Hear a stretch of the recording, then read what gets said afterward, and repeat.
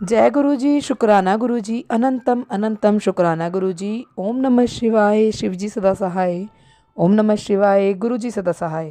गुरु जी के चरणों में कोटि कोटि प्रणाम और सारी संगत जी को जय गुरु जी। संगत जी, गुरु जी कहते हैं सत्संग सुनने वाले का भी भला, सत्संग सुनाने वाले का भी भला।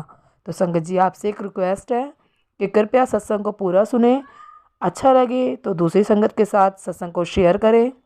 और यदि आप भी अपना सत्संग दूसरे संगत जी के साथ शेयर करना चाहते हैं तो डिस्क्रिप्शन में दी गई ईमेल आईडी और व्हाट्सएप नंबर पर आप अपना सत्संग लिख कर या रिकॉर्ड करके भेज सकते हैं। आपका सत्संग भी दूसरे संगत जी के साथ ज़रूर शेयर किया जाएगा। और संगत जी, आज का सत्संग रजनी आंटी जो कि चंडीगढ़ से हैं उनका है।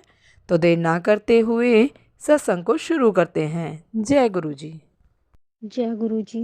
जय गुरु जी। संगत जी, शुक्राना गुरु जी, सादर प्रणाम। आज मुझे आपके साथ सत्संग शेयर करने का सौभाग्य प्राप्त हो रहा है। सत्संग का अर्थ है सच का संग। इसमें हम वो बताते हैं जो गुरु जी ने हमारे ऊपर मेहर की है, वो इसलिए कि जो बताता है उसका भी कल्याण और जो सुनता है उसका भी कल्याण होता है। तो जैसे गुरु जी कहते हैं कि अपनी जर्नी शुरू से बताओ, तो मैं शुरू से बता रही हूँ। मेरा नाम रजनी है, मैं चंडीगढ़ से हूँ। मेरा एक बार तलाक हो चुका है और पहले पति का एक लड़का है। मेरी सेकंड मैरिज चंडीगढ़ में हुई है और 8 साल हो गए शादी को। शुरू में मेरे हस्बैंड ने पूरी जिम्मेदारी ली बच्चे की और मेरी। साथ में हमारा कोई भाई भी नहीं है, तो माँ बाप को देखने की जिम्मेवारी भी ली। शादी होने के बाद उनकी मम्मी ने मुझे नहीं अपनाया क्योंकि वे सिख फैमिली से हैं और मैं हिंदू फैमिली से। लड़ाइयाँ ज़्यादा होने की वजह से बच्चे को मायके में स्कूल में डाल दिया। बहुत स्ट्रेस लिया मैंने और ऊपर से मेरे ऊपर ब्लैक मैजिक भी बहुत थे। मेरा सारा शरीर दर्द करता था, दिमाग काम नहीं करता था। मायके में पापा पसंद नहीं करते थे और ससुराल में पति और सास। तो लाइफ बेकार चल रही थी। लाइफ में बहुत सारी गलतियां हुई जिनको हर पल मैंने रियलाइज़ किया। मैं बहुत रोती थी पर मेरे दर्द को किसी ने नहीं समझा। साथ में मेरे ऊपर भारी ब्लैक मैजिक थे जो पता नहीं कितने सालों से थे। कई जगह माता की चौकी में इलाज करवाया पर कोई भी फर्क नहीं पड़ा। एक चौकी में गई जहाँ मुझे मेरी मासी का लड़का लेके गया। वहाँ मुझे एहसास हुआ कि भगवान भी है और प्रेत भी होते हैं। फिर इच्छा जागी कि भक्ति करूं, पर गुरु किसे बनाऊं समझ नहीं आई। वहाँ पर जो चौकी वाला था उसने उसने मासी के साथ कुछ ऐसी बातें बताई मेरी लाइफ के बारे में जो उसे नहीं बतानी चाहिए थी। फिर पता नहीं मुझे उसके व्यवहार, मैं उसे गुरु बनाना चाहती थी मगर उसके व्यवहार से फिर मैं पीछे हट गई। फिर मुझे समझ ना आई कि मैं गुरु किसे बनाऊं। फिर मैंने क्या किया कि मोबाइल पे सर्च किया। मोबाइल पे देखा कि जिसका कोई गुरु नहीं उसका भोलेनाथ गुरु है। तो मैंने क्या किया, भोले बाबा की पिंडी के आगे बैठकर कहा कि बाबा आप मेरे गुरु बन जाओ। और मुझे पता नहीं था कि बाबा सच सच में बाबा ने मुझे अपना गुरु, बाबा सच में मेरे गुरु बन गए हैं। और उसके बाद क्या हुआ कि मैं भक्ति इसलिए करना चाहती थी यहाँ पे संगत जी, मैं भक्ति इसलिए करना चाहती थी ताकि जो जिन लोगों पे ब्लैक मैजिक होता है, जो प्रेत बाधा से पीड़ित हैं, उन लोगों का पैसा खर्च होता है, उन्हें बीमारियां लगती हैं, घर में अशांति होती है, क्लेश होते हैं और वो बहुत तड़पते हैं। अगर किसी को बाहरी चोट लग जाए तो उसे उस पर सब दया करते हैं मगर प्रेत रोगी पे कोई दया नहीं करता, उसे सोचते हैं कि वो ड्रामा करता है। तो मेरे साथ जो हो रहा था उसे देखते हुए मेरा दिल किया कि मैं भक्ति करूं और ऐसे लोगों की मदद करूं। फिर क्या हुआ कि जैसे भक्ति करना शुरू, उसके बाद मेरा अध्यात्म चक्कर जागृत होना शुरू हो गया। फिर त्राटक भी चलना शुरू हो गया। फिर मैंने सावन के महीने में पूरे भोले बाबा के फास्ट रखे, नवरात्रे के पूरे फास्ट रखे। हनुमान चालीसा, शिव चालीसा, दुर्गा माँ का चालीसा, दुर्गा सप्तशती पढ़ना मैंने शुरू कर दिया। और मेरे मोबाइल पर ज्ञान ज्ञान वाली वीडियो आने लगी। ज्ञानवर्धक सीरियल देखना मैंने शुरू कर दिए।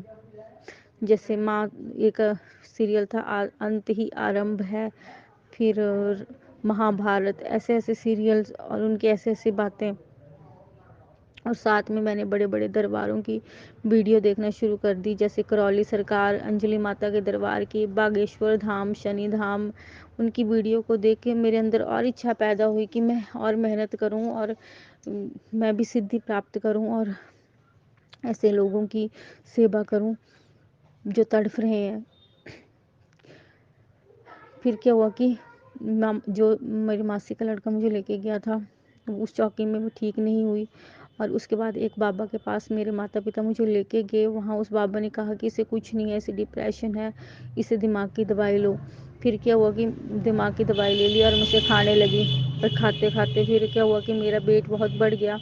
और जैसे मैं सोती थी, नेगेटिविटी इतनी बढ़ गई, मेरा पूरा शरीर सुन्न हो जाता था। और जो प्रेत थे मेरे साथ गलत काम करते थे, जिससे मेरा दिमाग जो था और डिस्टर्ब हो गया। और मैं फिर एक दिन तो मैं जोर जोर से चिल्लाने लगी। ऐसा लग रहा था जैसे मेरे दिमाग में सोच आ रही है, वो रुक ही नहीं रही है, सोच आ रही है, रुक ही नहीं रही है। फिर क्या हुआ कि उसके बाद दवाई दवाई खाई, पर उस संगत जी उसमें कोई भी मेरे से मिलने नहीं आया, कोई बात करने नहीं आया। ये चीज़ मुझे बहुत महसूस हुई। ना मेरी फैमिली का, बस मेरी मम्मी डैडी, बाकी कोई नहीं। तब मुझे पता लगा कि जब ऐसा समय होता है तो कौन अपना और कौन पराया है। फिर उसके बाद क्या हुआ कि एक दिन मैं टेंशन में थी और मैंने क्या किया, अपने मोबाइल पे भरा गुरुओं के प्रवचन, कि गुरुओं के कुछ प्रवचन सुनती हूँ ताकि मन को शांति मिले। और जैसे ही भरा था वैसे ही गुरु जी का स्वरूप येलो चोले वाला आ गया। फिर स्वरूप आया, फिर मैं उसकी तरफ अट्रैक्ट हुई। उसके बाद सत्संग आ गए, फिर मैंने 2 सत्संग सुने और उनको सुन के लगा मुझे कि ये इसमें भोलेनाथ हैं। फिर मैंने क्या किया कि मार्केट गई। मुझे पता नहीं था कि स्वरूप खरीदते नहीं है। मैंने वहाँ जाके येलो 2 स्वरूप निकाले और एक गुस्से वाला स्वरूप निकाला। गुस्से वाला इसलिए निकाला ताकि मैं गलतियाँ बहुत करती हूँ, तो वो उस स्वरूप से को देखूँ, ताकि मेरा गुरु मुझे देखता रहे कि मैं गलतियाँ ना करूँ। एक स्वरूप मैं चंडीगढ़ रख दिया मैंने और 2 स्वरूप रख दिए मायके में। फिर क्या हुआ कि मेरी मम्मी को अगले अगले दिन मुझे सपना हुआ जैसे मेरी मम्मी ने गुरु जी का स्वरूप पकड़ रखा है और मुझे बोल रही हैं कि ये तेरे गुरु हैं। और ये एक इंडिकेशन था गुरु जी की तरफ से कि मैं ही तेरा गुरु हूँ। फिर क्या हुआ कि इसी तरह आगे चला रहा। फिर क्या हुआ कि मैं चंडीगढ़ आई और चंडीगढ़ में आके मैं रोज़ पार्क जाती थी। पार्क में बैठी हुई थी तो मैंने अपने मोबाइल ऐसे ही ओपन किया, तो उस पर गुरु जी का स्वरूप लगा रखा था। तो एक लेडी साथ में बैठी थी, उसने कहा ये तुम्हारे भी गुरु है? मैंने कहा हाँ मेरे भी गुरु हैं। फिर उससे ऐसे बातचीत हुई। उसने कहा कि 7 जुलाई को हम गुरु जी का जन्मदिन है तो चंडीगढ़ जाएंगे, तो तूने चलना तो तू भी चल पड़। मैं बड़ी खुश हुई, मेरी तो बहुत इच्छा थी। फिर हम सब साथ में गुरु जी के जन्मदिन पे गए। वहाँ जाके बहुत ही ज़्यादा अच्छा लगा। बहुत अच्छी सजावट थी, बहुत अच्छा माहौल, हर चीज़ एक प्रॉपर बढ़िया तरीके से थी, जिसे देख के मन खुश हो गया। ऐसा लगा जैसे जीवन सार्थक हो गया। फिर उसके बाद जब वापस आ रहे थे तो उस लेडी ने कहा कि अब इसके बाद तो अकेली सत्संग में जाना। जब उसने ऐसा बोला तो मेरा दिल टूट गया, क्योंकि मुझे पता था कि मेरे हस्बैंड तो मानते नहीं है, तो अब मैं कहाँ जा पाऊँगी। फिर क्या हुआ कि जैसे मेरे ऊपर ब्लैक मैजिक ज़्यादा था, तो उसी लेडी से मेरी बात हुई। तो मैंने उससे पूछा तो वो ठीक नहीं हुई, तो जो गुरुजी ने ठीक नहीं किया। तो उसने कहा कि नहीं अभी तो नहीं हुई, हो जाऊंगी। उसकी बातों से मुझे ऐसे लगा जैसे वो, मतलब जैसे मैं गुरुजी मुझे ठीक नहीं कर पाएंगे। और मैंने ज़्यादा सत्संग सुने भी नहीं थे, इसलिए मुझे ज़्यादा जानकारी नहीं थी। फिर मैंने मन में मान लिया कि गुरुजी ठीक नहीं कर पाएंगे और ये मेरी सबसे बड़ी गलती थी। फिर उसके बाद क्या हुआ कि मैं और भी कई जगह चौकियों पे गई। मेरी फ्रेंड थी, मुझे लेकर गई। और मगर गुरुजी का स्वरूप जो था वो घर में ही रहा।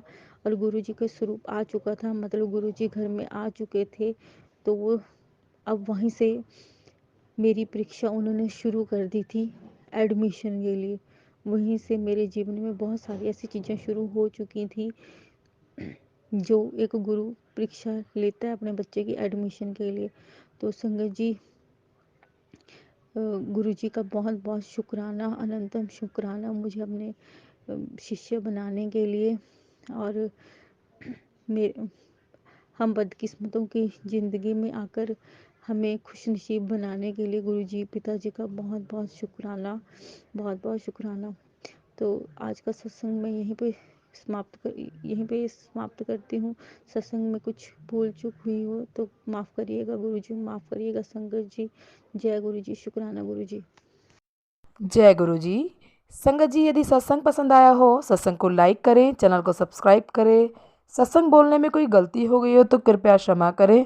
और यदि आप भी अपना सत्संग दूसरे संगत जी के साथ शेयर करना चाहते हैं तो डिस्क्रिप्शन में दी गई ईमेल आईडी और व्हाट्सएप नंबर पर आप अपना सत्संग लिखकर या रिकॉर्ड करके भेज सकते हैं। आपका सत्संग भी दूसरे संगत जी के साथ ज़रूर शेयर किया जाएगा। और सत्संग को पूरा सुने, दूसरे लोगों के साथ शेयर करें, दूसरी संगत जी का भी भला हो सके और आपको भी गुरु जी की ब्लेसिंग मिल सके। जय गुरु जी, शुक्राना गुरु जी। सारी संगत जी को जय गुरु जी।